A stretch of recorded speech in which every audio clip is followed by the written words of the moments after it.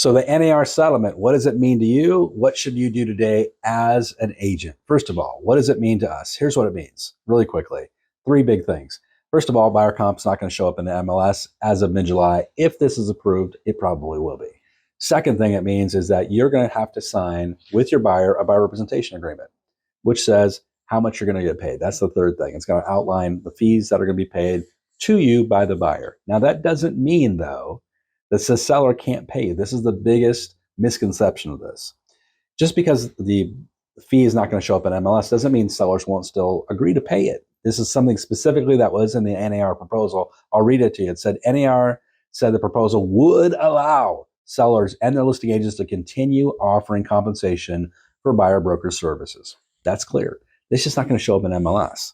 So let's think about that now. So how are you going to get paid as a buyer's agent? You're either going to get paid by your buyer, you're going to get paid by the seller, or you're going to get paid as a combination of both, just like you are today.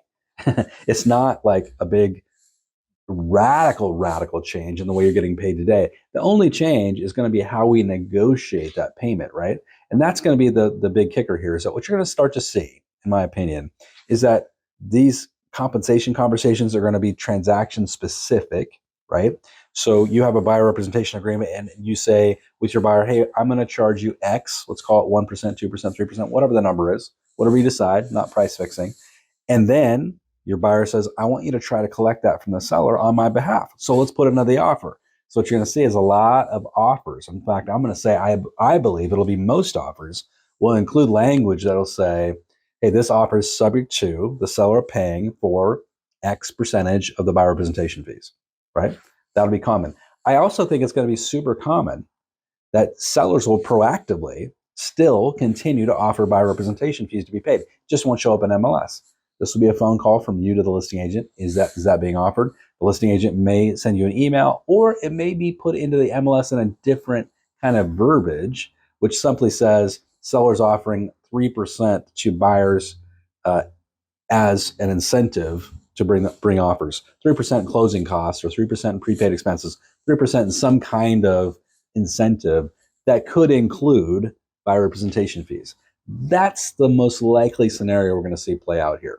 So it'll become real estate transaction specific rather than just a blanket offer of compensation, which is really the way it's always been done. We just kind of forgot about it. Really, when you looked at every single listing in the MLS, there was often different offers of compensation.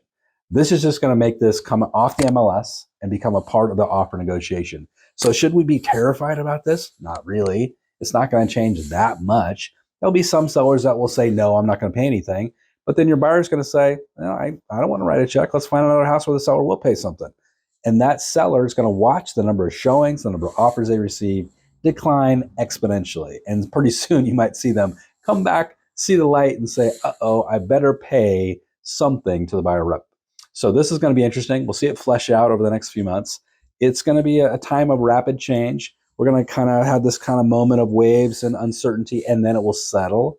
We'll all kind of come back to the way that the business is going to be done. We'll figure it out together, and then we're going to ramp up very, very quickly. Don't be afraid of it. Be excited about it, because what this is going to do is it's going to push a lot of agents out of the industry that can't face change. A lot of agents can't handle change. That's good. Get them out. There'll probably be 100,000 agents who leave the industry. Fantastic. Get out. That leaves more for you and me. We're going to crush it this year. This is going to be a much, much, much better year than it was in 2023. Not just because of interest rates, because the agents that are still working, that just went through the worst number of transaction volume in 29 years in 2023, that survived that market, now coming in, interest rates are getting better, the market's stabilizing, the economy is strong. You're going to crush it. It's going to be a great year. Get excited. I'm excited for you, and keep watching. Love to see you back here soon. Have a great day and good selling.